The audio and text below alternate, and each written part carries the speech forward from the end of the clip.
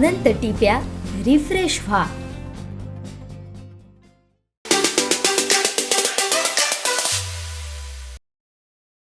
आमदार वैभव नाईक यांना ऑक्टोबर 2022 मध्ये रत्नागिरी अँटी करप्शन ब्युरोने मालमत्ता प्रकरणी नोटीस काढली होती. याला प्रत्युत्तर म्हणून महाविकास आघाडीतर्फे 18 ऑक्टोबर 2022 रोजी कुडाळ येथे रॅलीद्वारे आंदोलन छेडण्यात आलं होतं. यावेळी ठाकरे शिवसेना आमदार भास्कर जाधव यांनी आयोजित सभेमध्ये भाजपवरती जोरदार टीकास्त्र सोडलं होतं. या सभेत प्रक्षोभक भाषण केल्याप्रकरणी कुडाळ पोलिसांकडून गुन्हा दाखल करण्यात आला होता. या संदर्भात आज सुनावणीसाठी आमदार भास्कर जाधव कुडाळ दिवाणी न्यायालयात दाखल झाले होते. औषध वगैरे चालू आहेत ना. काय जायचं काय? चला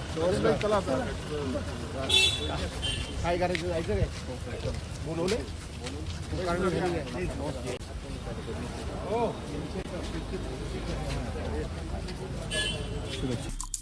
आमचे दिवसभरातले सर्व अपडेट्स, ताज्या घडामोडी आणि थेट लाईव्ह पाहण्यासाठी सबस्क्राईब करा, लाईक करा कोकणचं नंबर 1 महा चॅनल कोकण 7 लाईव्हचं YouTube चॅनल.